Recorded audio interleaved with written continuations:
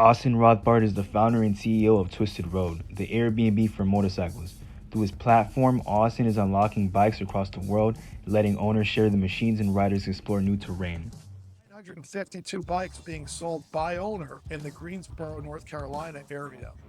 And I thought, okay, here's two problems. I think I can solve both. There's bikes sitting in garages, and there are people like me who want to ride. And it was at that point that I decided that I was going to build a company that solved both problems. And in a way, like Airbnb solves the problem with houses, we solve that problem with motorcycles. Welcome to the One Gang Worldwide podcast, your ultimate ride into the world of motorcycles. Visit cyclesworldwide.com, where we offer a completely free marketplace for everything motorcycles. Join our One Gang community where you can connect, share info, and swap stories with riders from all over the world. Join for free at cyclesworldwide.com and be a part of the One Gang community right now.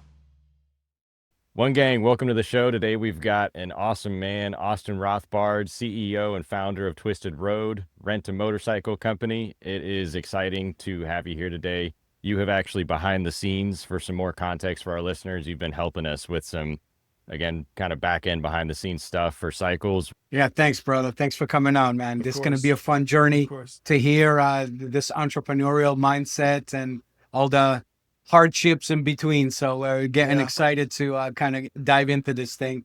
But as we do, we have a section called Break the Ice to start the show. We're going to do a 10-question rapid fire. No, when do I get to ask you? When do I get to ask you questions, Serge? You can do it after the show. After the show. Okay. All right, and then we'll kind of kick it into your life. So good. Let's go. We'll start it out. Question 1: what was the first motorcycle you ever fell in love with? Moto Guzzi V7 Classic. Nice. More exciting, raising your first round of capital or riding your dream road with no traffic or lights? Oh, seriously? Riding my dream road. Raising capital is such a pain in the ass, and it's such hard work, whereas riding is fun. That's an easy one. Absolutely. All right. What's your guilty pleasure for an alcoholic beverage? And if you don't drink, mezcal. What is that one snack you must have? Mezcal neat. Nice. Mezcal. What's your favorite mezcal? Joven. If you've ever seen that, ILEGAL, mezcal, Joven, JOVEN. That's pretty easy to get. There's another mezcal that a woman who rides in our community told me about. Her brother makes it in Oaxaca, and it's very limited distribution in the US. And she's given me 2 bottles in the past 2 years, and I've put it aside and saved it for special occasions. But it's so smooth. It's dangerous. Nice. Oh, baby. I'll get you the name of that one in a second. All right, cool. I see they have Joven at It's Total really Wine. Gonna grab some. all right. Next. Sorry, speed round. I'm interrupting. You can ask Ben the questions after the show, not me. He's the one who's messing with you. Fine. Next. All right. What's the most unique bike currently listed on Twisted Road? I don't know. And That's okay. And the You got a reason lot I of say bikes. that is because our inventory is always changing. We used to have like a 2013 Indian at one point. Mhm. I mean, sorry, a 1913 Indian. So Really? we had a bike Somebody that was was going to rent 100. that out? Yeah. We've had some Jeez. old bikes on there. Right now, I couldn't tell you what the most unique bike is. Ever had a ride that completely changed your mindset and made you retool what you were currently creating? Yes. You want more information on that, Serge, or it's just yes or no? Sure, that'd be cool. That'd be cool. That'd be cool. When I started this company, I was on the fence. I had just been laid off, and I was on the fence as to whether or not I was going to get another CEO job or whether I was going to start this thing. And for about 6 months, I was doing both. And I was interviewing for other jobs, and I was also putting work behind this. And I decided that I was going to take a ride. It was my first overnight ride ever, and it was a solo ride. I did 3,000 miles. In the first day, I realized that this was my journey and decided to go ahead and start Twisted Road and stop the CEO search. Good enough. Good enough for me. All right. What's one city or route every rider needs to experience at least once? I'm going to give you 2. It's not a great answer, but I really loved going up the Blue Ridge Parkway. I thought that was really unbelievable and underrated because it's just gorgeous and there's no trucks on it. The curves are nice. But the other one is, I think it's in Utah. It's called the Moki Dugway, MOKI.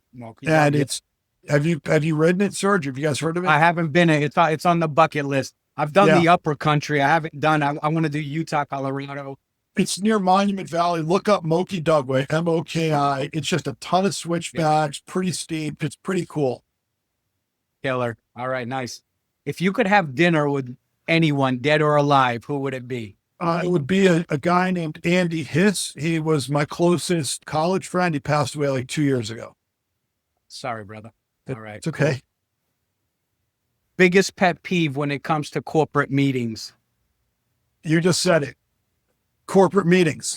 Corporate meetings. Your playlist is stuck on one band or artist. Who are you hoping it is? Johnny Cash. Johnny Cash. Nice. All right. Describe Twisted Road in just 3 words. Ride, ride, ride. Awesome, brother. You finished, man. You made it through. Okay. Safe and sound. Cool. All right, man. Well, let's start at the beginning. Where'd you grow up? How'd you grow up? What was family life like? You early interests, I grew all up in that northern stuff. New Jersey, about 20 minutes outside of New York City. 2 younger sisters. I was pretty introverted, wasn't very social. Through high school, I was good at math and science. And I don't know, it's kind of my quirky background. Pretty much a loner. That's surprising. I know. You're So such outgoing. a Right. eloquently spoken and extroverted. What was some of the early interests? It's going to sound Play really sports, do any of that? no sports. For some reason, I took up I wanted to learn how to juggle when I was like in 7th grade. So I learned how to juggle. And then I went to a store in New York City with a buddy of mine to buy like some cool juggling things. And it was a magic store. So I bought a couple of tricks. And he and I wound up doing a party as his sister's birthday party, did a magic show. And for like a year or 2 in high school, I was doing magic for kids' parties just to give me some extra cash. Yeah. That's cool. Yeah. That's really cool. Total geek. Hey, yeah, I think it's not a geek. That's a cool Entrepreneurial. Plus juggling, man. Girls like guys who juggles. Yeah, I don't think so. I don't know girls you're around. That's so funny. So what was your professional path before Twisted Road? Take us a little bit through your corporate life. I've always been working. I mean, even in high school, when I had this little business on the side, I was working from my freshman year in high school all the way through, just working in convenience stores. When I graduated from college, I graduated with an engineering degree. And so I was an engineer for a year in Boston. I was doing taxiway and runway design work, got laid off, moved to Florida, and worked as an engineer there for 4 more years. And I hated the engineering industry. It was just, there was no passion behind it. And I wanted to get into some of that was more exciting and more business focused. So I went back to business school for 2 years. I went up to, I was in upstate New York. And then from there, I got a job in Chicago when I was a management consultant. And our company worked with Fortune 50 clients, usually maybe Fortune 100 clients, to help them solve their most difficult problems.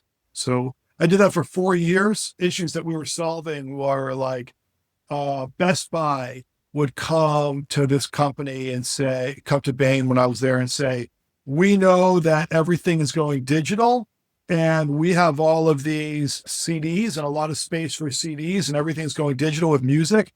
What do we do? Help us figure that out. Those are the types of problems that we would solve. I left there after 4 years and I wound up going to Brunswick. I worked in their bowling and billiards division, which was just doing general strategy, which was kind of cool. I then got promoted to run one of the businesses within Brunswick. So Brunswick at the time was a pretty big company, but only 10% of the business was bowling and billiard products. Everyone knows Brunswick for their pool tables and bowling. Yeah, everyone's like, oh, Brunswick bowling or pool tables. Yeah. But they're mainly a marine company. So 40% is from boats. Yeah, 40% comes from boats, 40% comes from boat engines, and the last 10% is fitness equipment. It's changed a little since I left. They've sold off everything except marine. The fitness equipment is Life Fitness. They owned Life Fitness when I was there. And as far as the boat companies, they own Boston Whaler and Bayliner and Sea Ray and all these big name boat companies. On the boat engine side, they own Mercury Engines. That's the Brunswick company. Wow. So the reason why Brunswick is just known for Brunswick bowling and billiards is because they have a lot of brands that don't carry the Brunswick name. So people really don't know that. So I was promoted to be the president of one of their boat companies in California and moved my family there. I did that for 2 years, probably the worst 2 years to ever run a boat company. I was there in 2007 and in 2008. Yeah, during the crash. So the markets didn't really crash until early 2009. But the boating industry felt it in 2007 and 2008. In fact, that's right. When I started at Cabo Yachts, we were doing 10 boats a month, so 120 a year. And then when I left 2 years later, we were building 25 boats a year. So, I led the company through that. Left there, they relocated me to back to the Chicago area. It was southern Wisconsin, but I moved to the Chicago area for my family, so 40-minute drive away. And I was the president of Brunswick Billiards for like 4 years. I ran the pool table company, a 165-year-old company, pretty cool. Left there and was the president of a furniture company called Baker Furniture, really luxury furniture, like stuff that I'll never be able to afford in my life. So a dining room table and 10 chairs would set a family back like 40 grand, 40. When I was there, it's probably like 60 grand now, but all designer high-end stuff. Yeah. I worked at Baker for 2 or 3 years, left there and went to a company called World Kitchen. I was the president of North America. That company, it's basically all the stuff you have in your kitchen that you don't plug in, that you buy one time and never think about again. So do you know like Corelle plates or Corningware dishes you get for your wedding, those, right? The bakeware. But also Snapware, which is like Tupperware that snaps closed on the side. Pyrex, all that stuff was part of World Kitchen. So I ran that company for, maybe 2 years. I can't remember. And then I was laid off and then I started Twisted Red. That's my history in a nutshell. I mean, it's crazy because you went through so many different facets in that corporate world. What did those years teach you about like business leadership, things like that? It taught me business leadership. It taught me how to lead. And the few things I got from being in corporate America were I made some nice money and I got some great experience. And I like to say that when I started this company, I had 3 things going for me. I had an idea that I thought would work. I had some money and I had experience. If I had tried to do this 10 years, 20 years before, I wouldn't have had the money or the experience. And I didn't even have an idea back then. So all of that made it easier for me to hit the ground running here. In fact, after a couple of years, I hired a few people and I remember, all right, let me tell you a quick story. So when I was I didn't start riding until I was like 45. So I just started working at World Kitchen. I started riding a motorcycle. And a year later or so, a year and a half later, I got laid off and I started this company. And so I remember it was the AZ Bike Week. We had a tent there to tell everybody about what we were doing. Now, remember, before that, if there was ever a trade show or an expo, I was running companies that were, 500 million in annual revenue. So people would say, okay, the billiard show is coming up. Austin, we want to meet with you and tell you what we're doing. Fine. Show me the presentation, what this area looked like. And, we're going to have this booth here and this table here. And I'd ask a few things and they'd make a few changes and that was it. And I would walk in and it would all be done. Now I'm going to AZ Bike Week. And the first thing I need to figure out is, am I going to have a tent? And if I'm going to have a tent, where do I get a tent from? I don't know anything about this. I got to get a folding table in Arizona and I live in Chicago, right? And I'm going to need a tablecloth that has my logo on it. I don't know how to do any of this. So it's 7 o'clock in the morning of AZ Bike Week, the day before it opens. And I'm out there.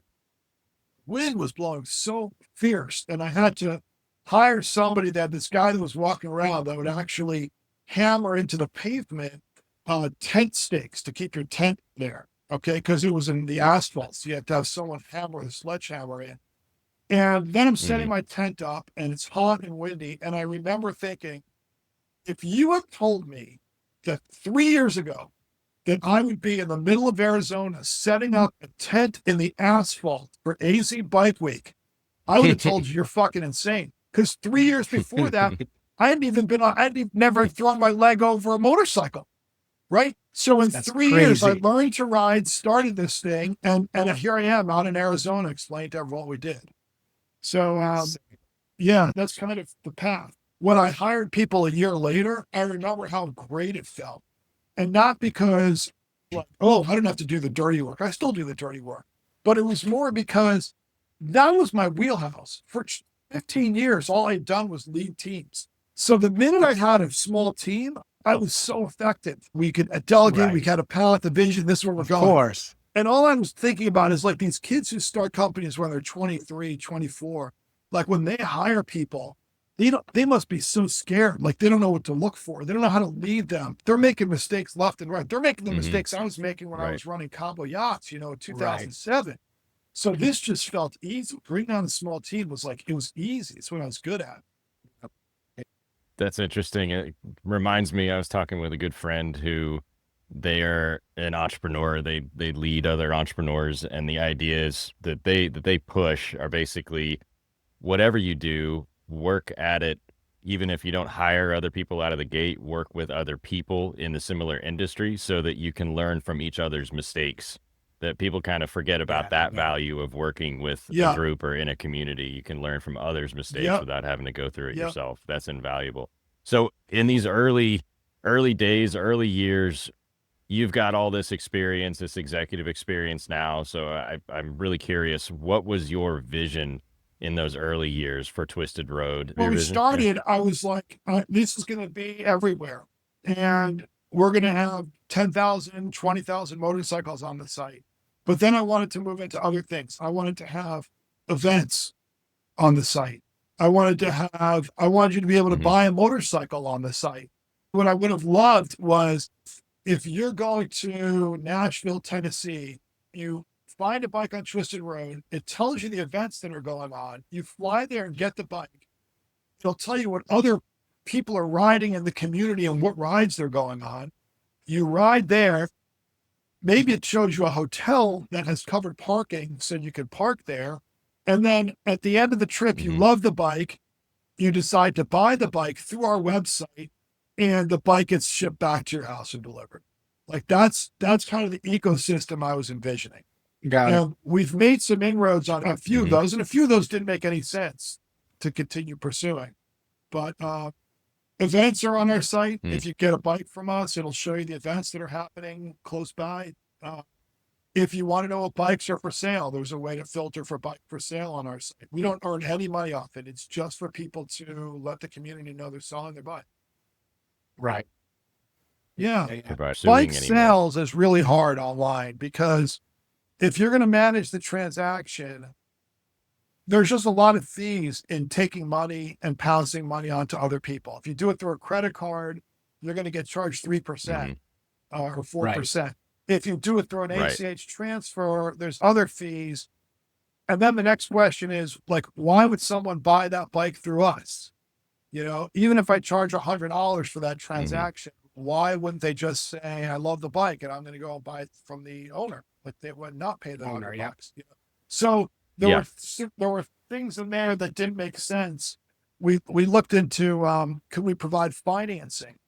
And we started going down that path because that could make it pretty cool. But with everything that I did went into making this ecosystem, this rental ecosystem. And a lot of money and time went into that. And so any of these little offshoot ideas, like doing transactions, would take an equal amount of time and money. Like people say to us, hey, when are you going to come to Canada? Okay, well, Canada's a tricky one because first of all, their riding season is so short. And there's all these provinces that each have their own insurance requirements. Even if they had year-round riding and the insurance was a layup. I'd still have to buy a separate policy for Canada.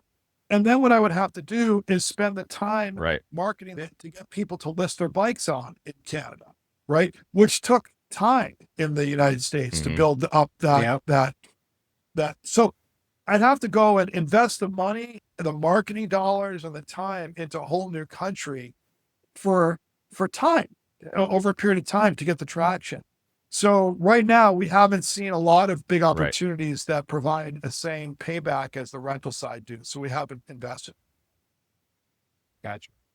Yeah, for That sure. makes sense. Cool. Thanks. Hey, you've talked in the past also about, and when you and I first chatted, the Grand Canyon trip. I wish I had my bike moment. Take us a little bit into that.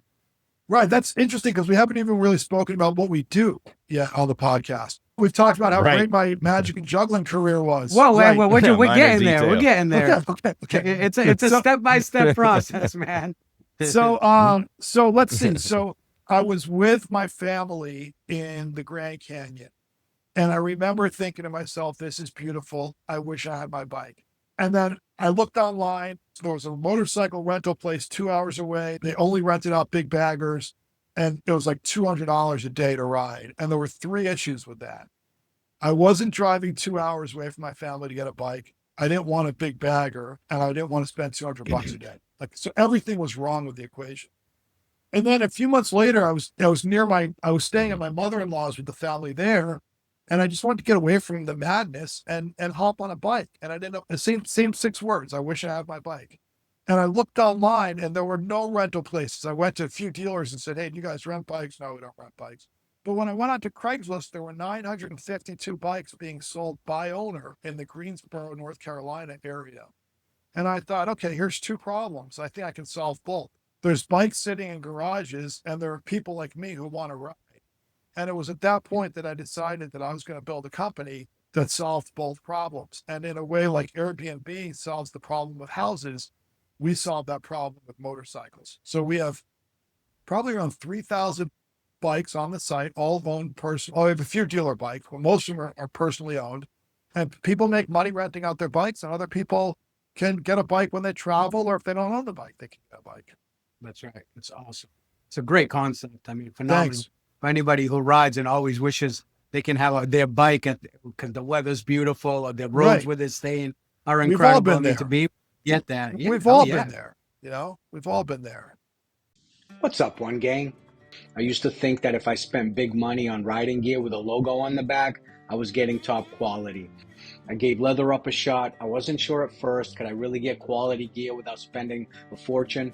But after putting tens of thousands of miles on their jackets and vests, I had my answer. No busted zippers, no loose stitching, just solid, well-made gear that lasts.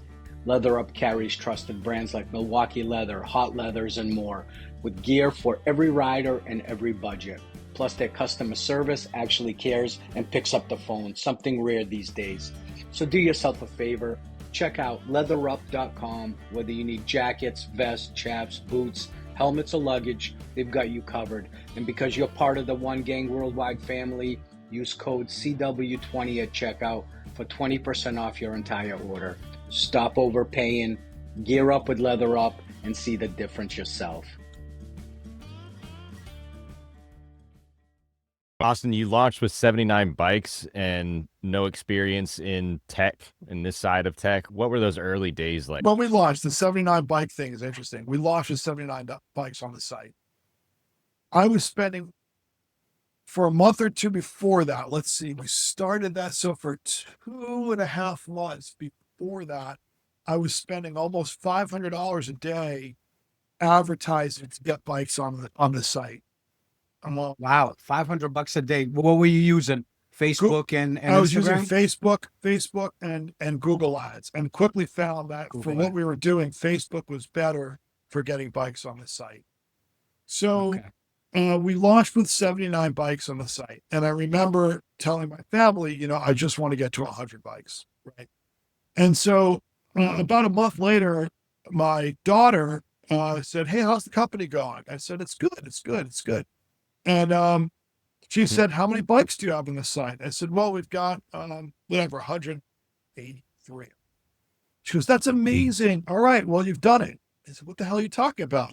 Aw. She goes, you said all you want to do was get to 100. I'm like, oh, yeah. All I want to do is get to 100 until I hit 100. Then all I want to do is get to 250. Then I got to get to 500. Yeah, right. Like that goalpost keeps moving.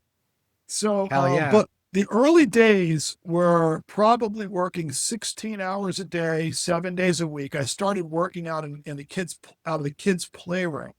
Now, I didn't have a computer because the computer I had before was owned by my corporate company, So here I was on my kid's computer.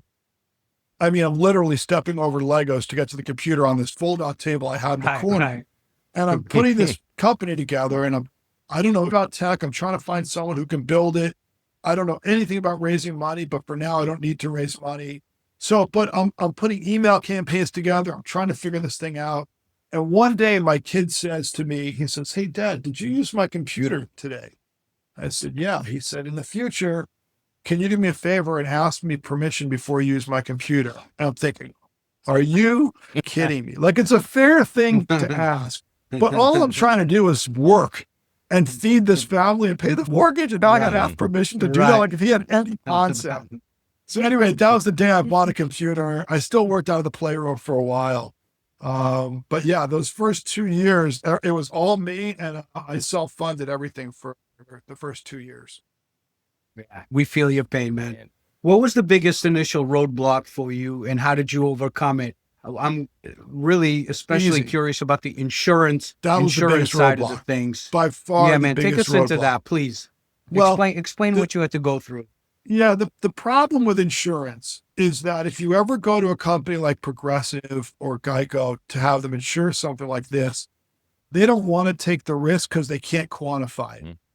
So they would say, like, with their current product, they know who the rider is and they know the bike. But in this case, there might be a guy coming in from Belarus who wants to rent a motorcycle in Kissimmee, Florida, and they don't know about that bike. And they don't know anything about this guy. So they're like, we don't want the risk. But then if there was ever a company that ever showed a glimmer of interest in the risk with us and wanted to take on the project, they'd ask us about our volume. And I'm like, well, we don't have any.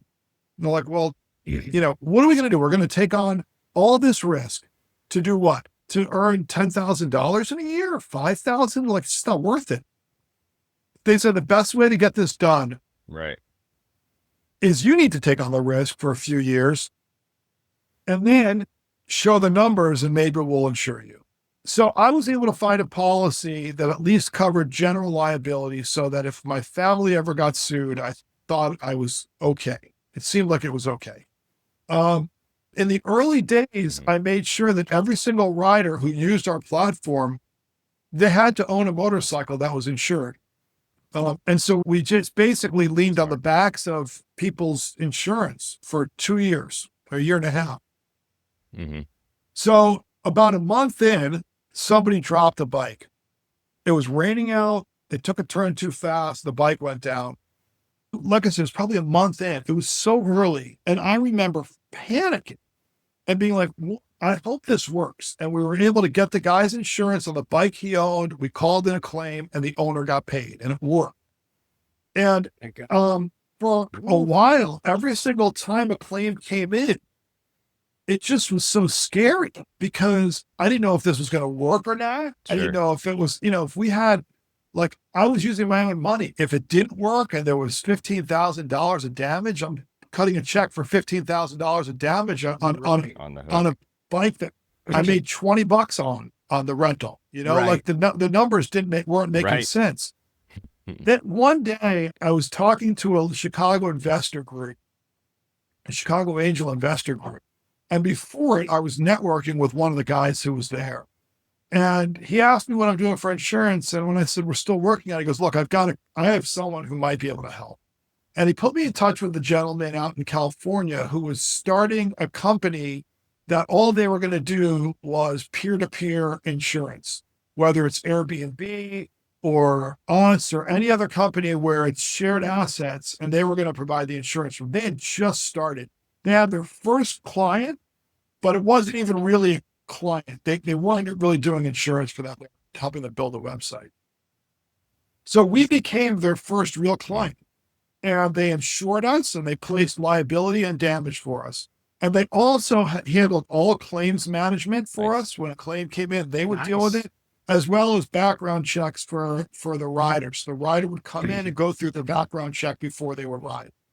So they handled all of that for us. About 18 months ago, and it took me 2 years to find them, and about 100 or 150 phone calls and meetings. Like, not just phone calls with the same guy, like different companies, different people. Right. Networking my balls off. Meetings, talking to state farms, early incubator program where all they do is look at companies like ours. Like all of these, meeting with someone at Zurich something or other who does reinsurance, and they had interest, and their special projects team was interested. So it's like, finally we find these guys, and the company's name is DigiSure, and they become a partner of ours. And over the few years, they became really, really more and more difficult to work with. Like, they never seemed like a partner of ours. They just cared about their own company, which was not how I like to work. Like, I like to form a true partnership where we work together and we both grow together. One time they increased our price once, and it was like a 75% price increase.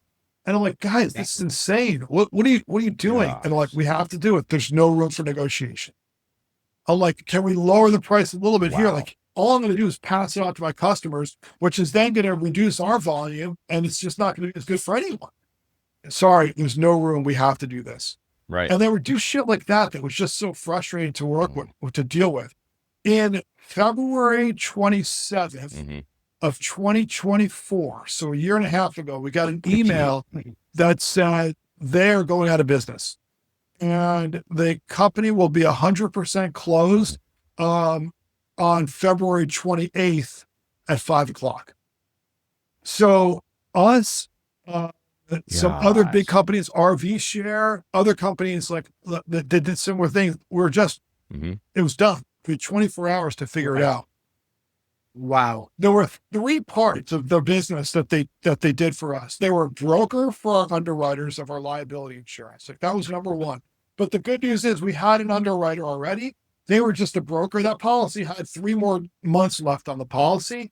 So we didn't have any issues. So anybody who was on the road riding, they were completely covered. Any upcoming rentals, they were covered. Okay. So then we had 2 other, and I had a new broker I'd already identified in the past, because I was frustrated with these guys being the broker. And I thought, look, if I find someone better who could place it, I'll just flip it over to them one day. Of course. The second thing they did was claims management. And in claims management, I felt like we were kind of screwed. But one of the guys, the guy who ran claims there, said he would do it on a contract basis for us. And he really gave us some extremely high pricing, but we were in a spot where we didn't have any choice. And so I'm like, all right, we're kind of bent over barrel. We'll just, until we figure this out, these guys are the claims manager for us. The third part was the background checks. Now, the background checks was going to be complicated because this company did 15 checks for us on every rider, and it was all automated. And I had started some of these relationships in case we ever wanted to bring it over to ourselves. It was just too much of a big pill to swallow until we were forced to swallow it. Huge. So within 24 hours, I was able to get half of the checks flipped over.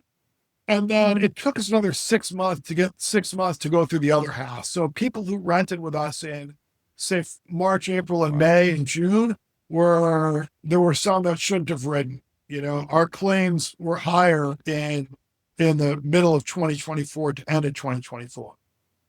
Anyway, a day after this guy, or 2 days after he said that he was going to take care of all of our claims management, I get an email from him saying, I can no longer do any of your claims management. Like, holy that was crap. it. I had a cell phone. He and I would talk and text and email, and a good relationship with him until this point. He 100% severed the relationship. Now, he wound up going and he was working, he managed the claims department for our old partner, DigiSure.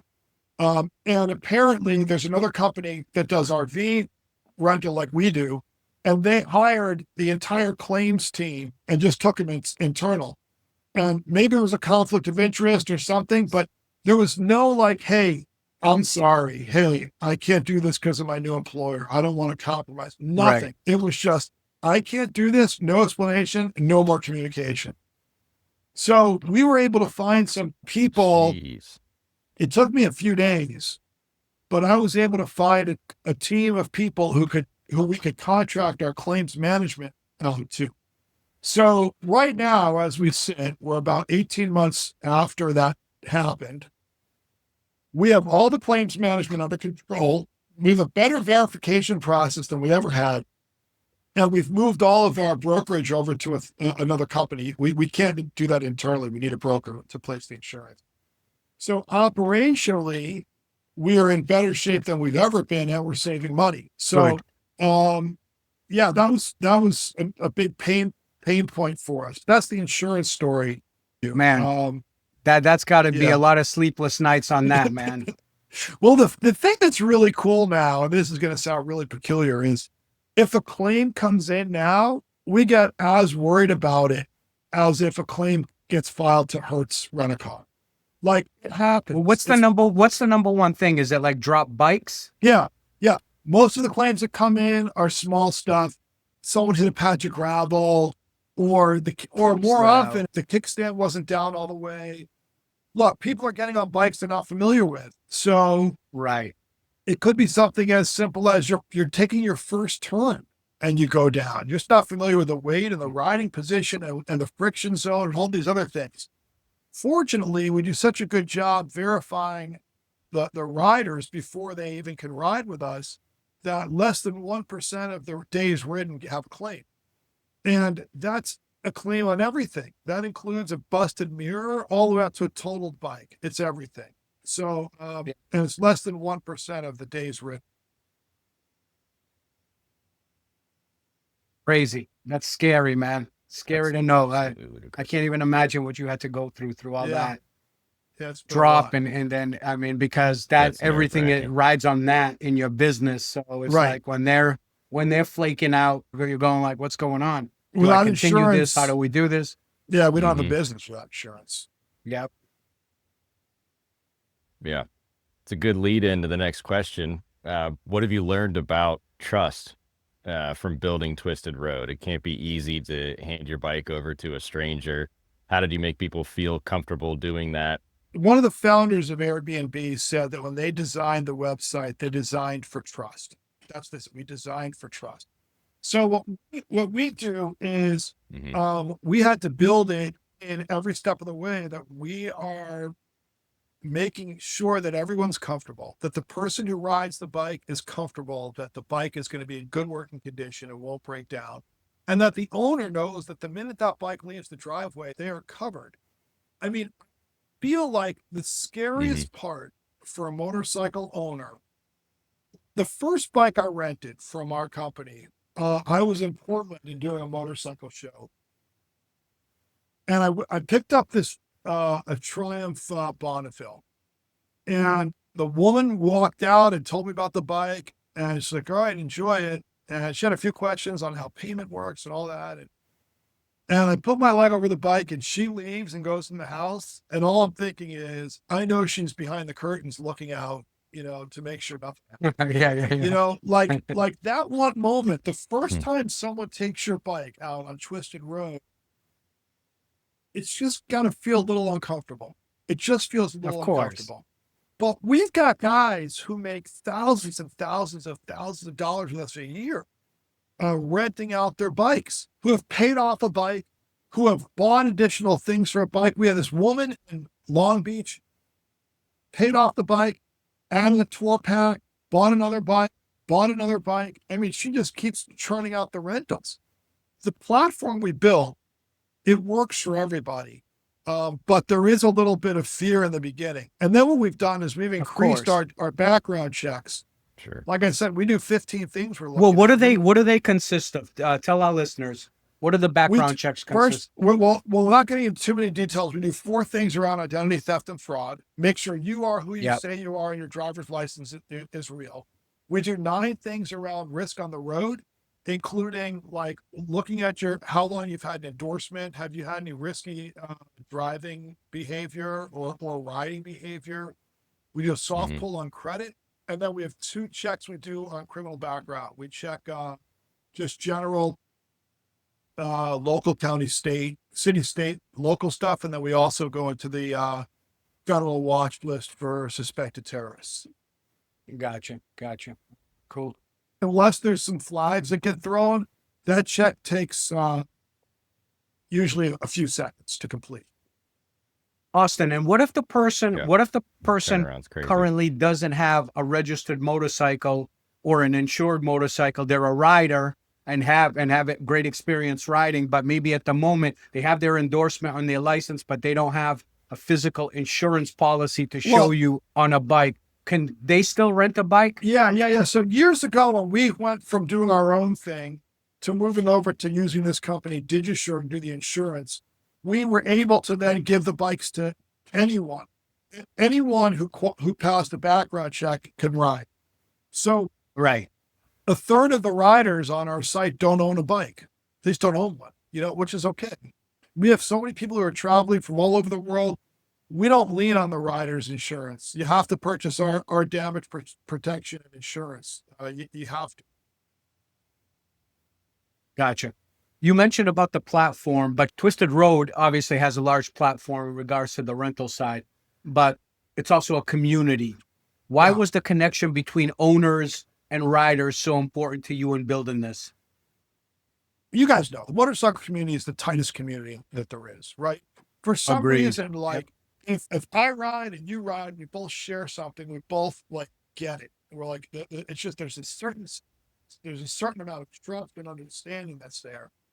And when you go and rent a car from Hertz or Avis, you're just getting a vehicle to get you from one place to another. It's the difference between riding and driving. Driving is about transportation, and riding is about the experience. So what we had to do was capture that experience within our community, because we didn't want to just be a rental site. We wanted to be a community of riders and owners. And in the early days, we started finding out that people yearned for this connection, that we would have a guy that would go ride and bring the bike back cleaner than it was when it left. And he'd bring a bottle of booze for the owner, or an owner who, loads the bike into the back of his truck and drops the bike off at a campground for the rider. So like we have these, sometimes bikes break down, right? We know that. Sometimes they're going to flop. Well, something will happen. The bike doesn't start. The first thing we always ask is, have you contacted the owner of the bike yet? Because a lot of these owners, they'll go out and help. They'll go out, maybe they have a truck, maybe they have cables or something. They can get you back on the road. Whereas if you're doing a car, it's just different. It's just different. So we really want to nurture that community the most we can. Awesome, man. Yeah, understand. That is cool. All right. So you've got the first couple of years you're working, in the folded table, asking your son permission to use the computer. At what point did you feel like this had legs? There's a big difference between having legs and momentum and being a sustainable business. So at the very beginning, we got rentals the first day. We got a rental the first day. Man, We've been marketing this thing like crazy. And then we didn't get any more for like 5 days. In fact, in the early days, I remember that it started out with like, the first week was like, we got 1 rental, and then 1 the next day, and then we didn't get any for 5 days. Then we got 1 more and didn't get any for a week. I remember the feeling of having a 0 week when we didn't get a single rental. It drove me crazy. And now, I don't remember the last day we had. It's probably been a few years. Like, they just come in all the time. We get them. Wow. Right. We get many every hour. It's not. So there's momentum there. But then the other question is it sustainable?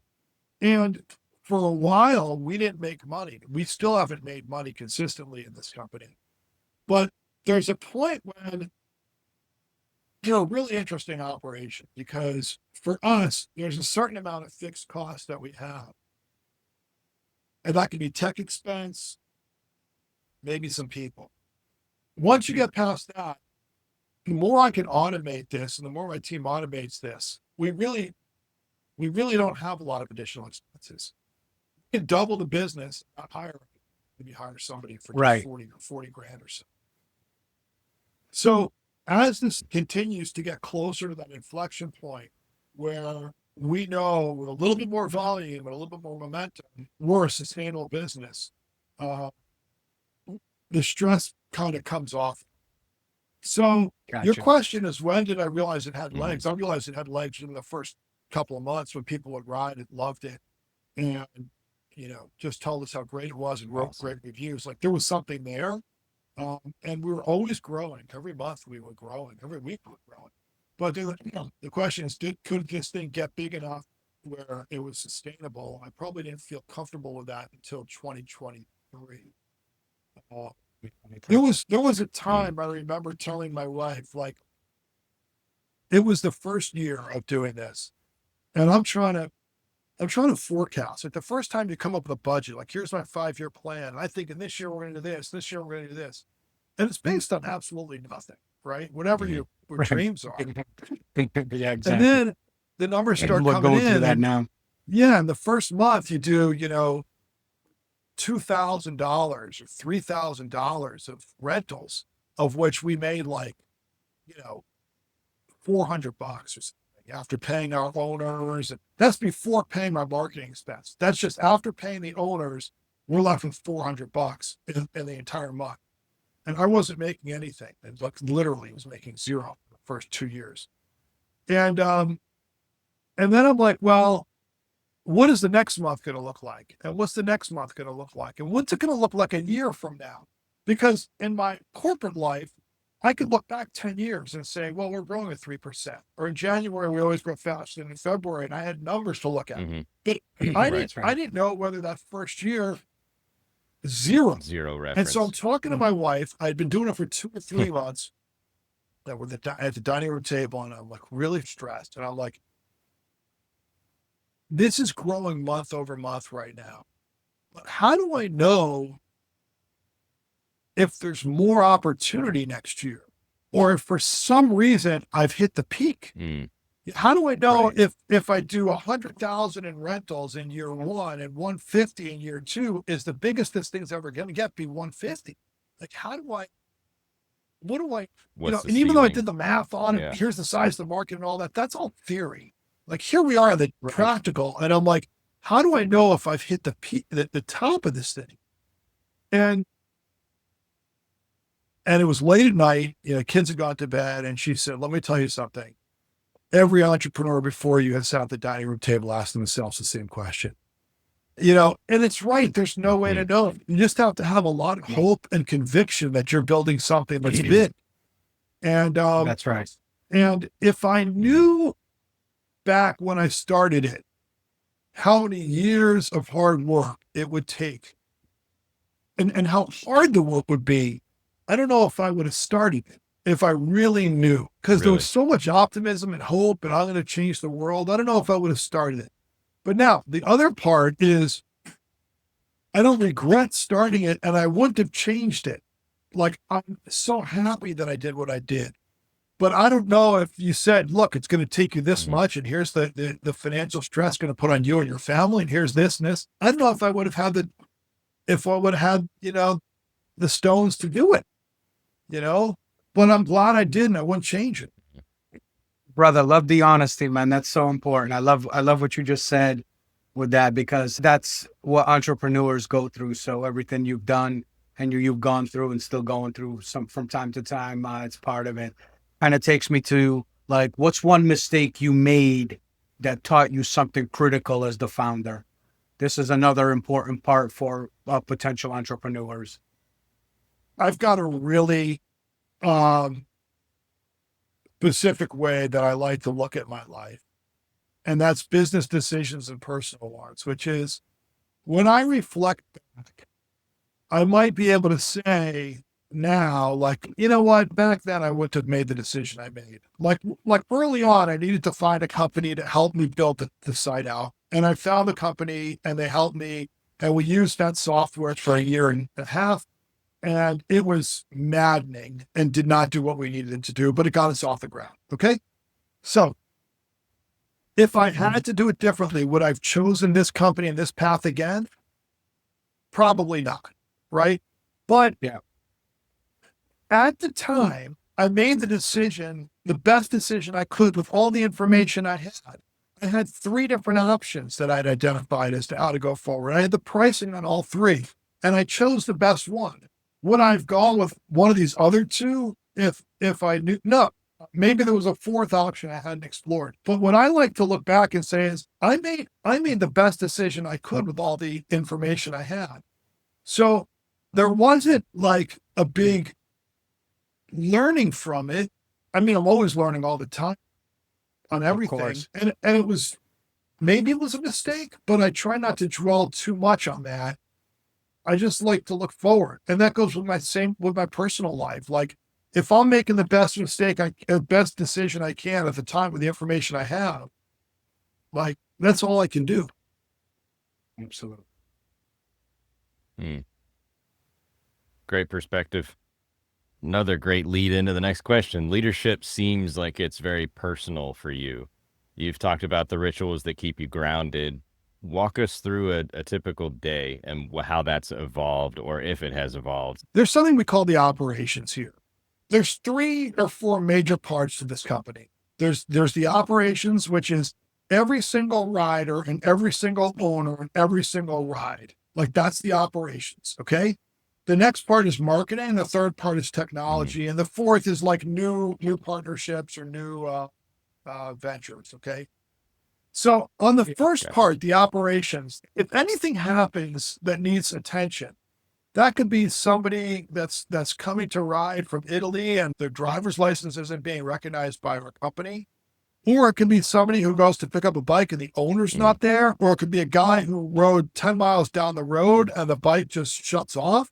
I mean, anything that happens or an owner needs to get paid and his bank account information isn't working, like whatever it is, you've got the physical actual ride from start when they find us and they book the ride until the owner is paid. And if there's a claim, it's managing that. When I started the company, I did all that. You know, I knew every rider, I knew every owner, I knew every bike on the site. Now what's happened is it's not my job anymore. It's not that I don't do it. I do it probably 20 hours a month, 20 to 30 hours a month. We have one person who does it like 45 hours a week. That's his job. That's all he does is the operations. So I think what you asked was, give me an example of something that's really changed in the company and how I live within the company from when I started to now. I was way more involved in the day-to-day details of every ride than I am right now. Way more. Yep. Makes sense. We briefly touched on it earlier, but I kind of want to get into a little bit more of the detail of it because you now have partnered with dealers. Yeah. And kind of expanded nationwide. Take us a little bit, explain to the audience what that means for them and in regards to what's next for Twisted Road.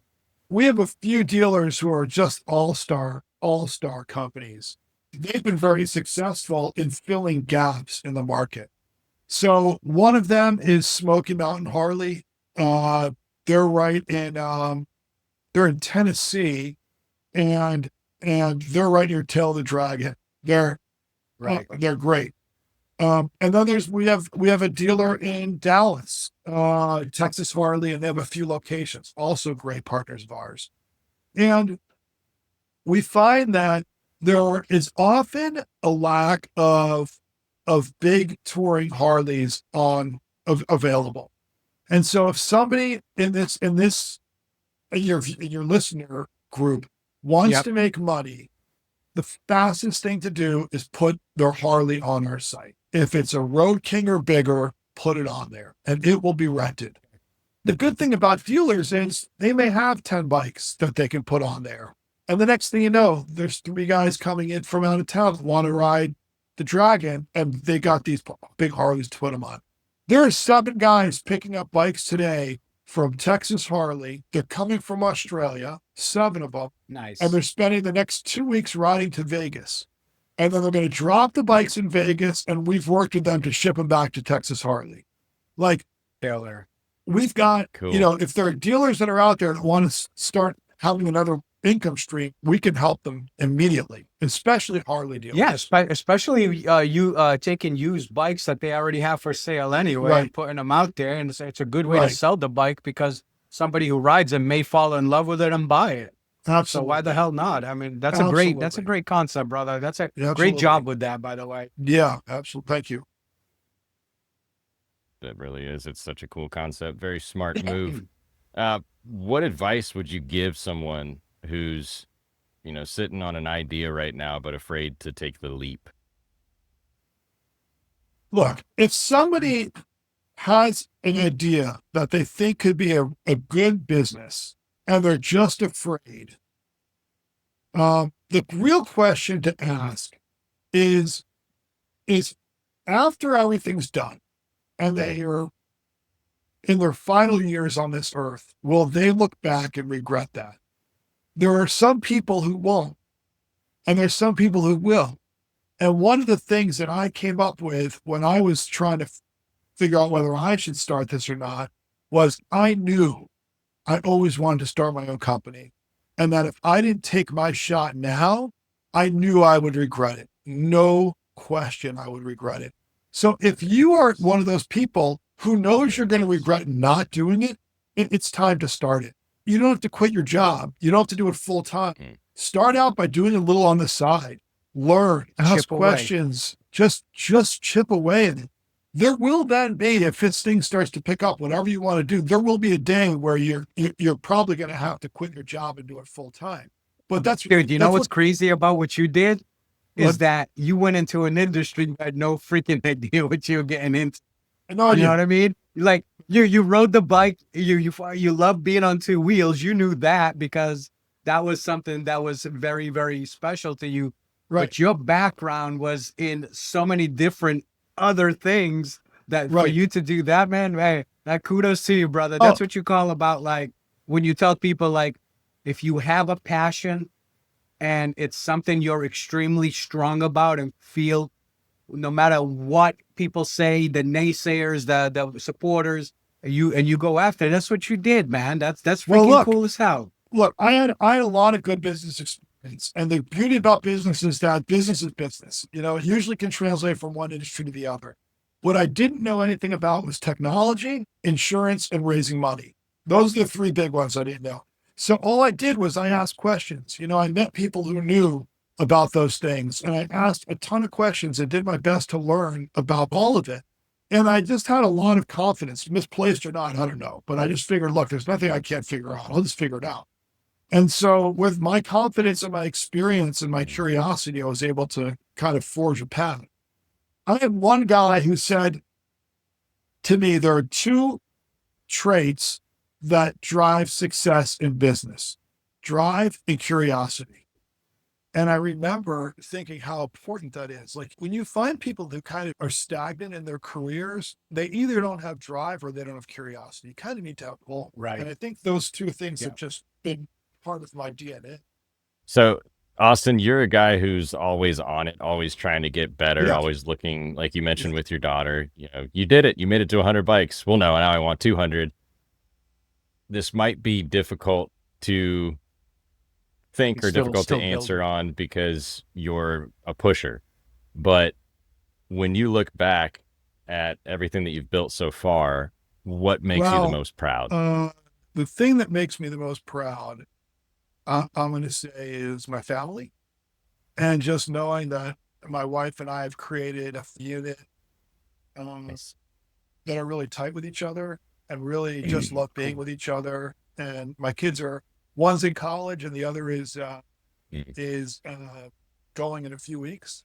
And just knowing that I think we've given them the tools and the love that they need to just figure out the world and survive on their own is important to us. I think that a lot of people say, all I want my kids to do is be happy. I think that's kind of, when you really pull it apart, it's kind of impossible, because life is not all about happiness, right? Life is about struggle and figuring it out. And what's the next step? Challenges, yeah.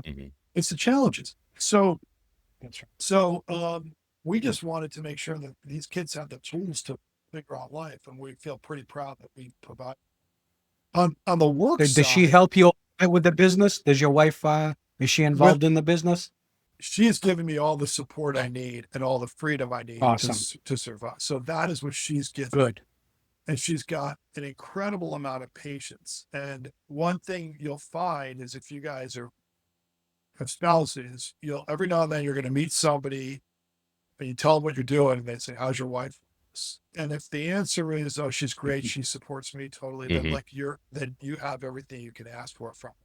My Absolutely, wife, man. I agree when I with that. started doing this, she hadn't been working. She'd been raising the kids for years. And then when I started this, she went back to work because she's like, I just, I want enough money for the family. So like, she is as big of a supporter as she can. Nice. On the business side, the thing I'm most proud of, go online and do a search, Twisted Road motorcycle rental reviews. Go into Google. We have hundreds of them. You go onto our website, any motorcycle you'll see they have 10s, 20s, 30, 50, 100 reviews. And it's all people who have had the greatest time and have posted pictures of their rides and where they've gone on these bikes. Like, that is what I'm most proud of in the company. It's just this community of all of these experiences that we've created really make me happy. Yeah, it's going to be fun joining forces, man, as we get, as our marketplace and communities launching and promoting and getting our audience into the Twisted Road world. I think it's just going to be, and that's what this business is all about, because we both share a common passion. We're here to help this industry survive and you're here to help get more riders on bikes and be able to help people who maybe have a motorcycle sitting they're not using, make some money off of it. Why the hell not? That's a great freaking idea, man. Where can people find you? Where can people follow this journey? Where can people reach out to you if they need it? Twistedroad.com. Twistedroad.com. Go to twistedroad.com. And by the way, we set this up with you guys so that if people go to twistedroad.com and they're registering as a new user, it's going to say, after they put their name and everything in, right there in that first screen, I have a referral code, and they can click that and type in the word cycles, and they will get 40% off their ride for shorter rides or a free day off longer rides. And so we've set up that code for you guys. So instead of just going to twistedroad.com, they can also go to twistedroad.com/REF as in Frank /cycles. That's another way to get to our site. twistedroad.com/ref/cycles, and they'll get into that promotion that we gave you guys. Man, thanks for hooking our audience up with that kind of a deal. That's sweet, man. Guys, take advantage of that. That's 40% off. And find how many rental companies are going to give you 40% off one day rental if you rent for a couple of days. That's awesome, man. Thanks so much for that. One of the cool things you'll find is just go to our site. Even if you don't want to rent a bike, you're not in the market, to just go to our site, poke around, say, man, I wonder what they have in Vegas. Geez, I wonder what they have in Key West. Oh man, I never even thought about Hawaii. What do these guys have in Hawaii? They're like, yeah. It's cool. It's cool to see. It is. Yeah.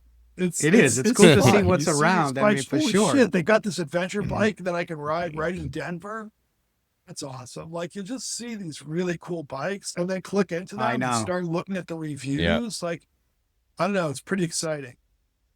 It sure is, man. How big is your team currently? We're small.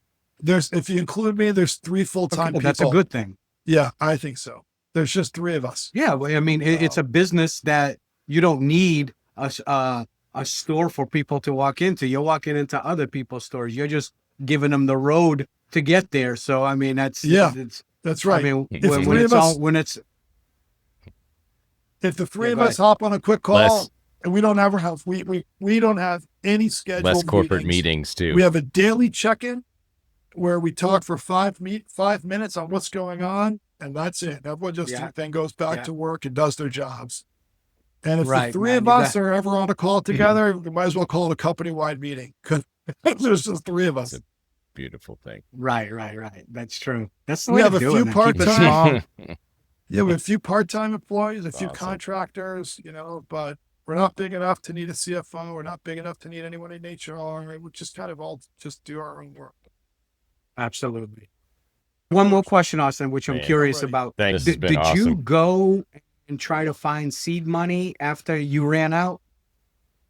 Well, I didn't Did you run get out. investors? Well, you know what I mean. Once the well went low, did you I knew to grow, I needed money. And so I found investors, some angel investors who gave us the first amount of money we needed back in the very early part of 2019. And so I raised a small round debt. Killer. That's why I was curious, because that's where we're at right now. So I was just curious how you took that leap. So thanks for that info. Hey, and if you guys need man, I spent a lot of time trying to figure out ways to raise money, how it works, how much you give away of the company, all that. Like, do you do it as a note? Do you do it in equity? Like, when you guys are ready, let me know. I'd be happy to go over some of my learnings there. that sounds good, man. Appreciate you. Hey, man, it's been an absolute honor, not only just to get to know you, but to see the journey that you've been on, not throughout your career, having a family, young kids, man, starting a business from a passion chase. And now Twisted Road is, there's a couple of rental companies out there, but I don't know if they all have that like positive feedback like your company has. There's a lot of involvement in what you do and how you've built it. So, man, keep up that amazing work. Thank you. We're honored to be able to partner up with you, brother. Amen. But hey, in all sincerity, thanks, brother. Thanks for your time, man. Peace. Good seeing you guys. All right, we're rooting for you. Okay, see ya.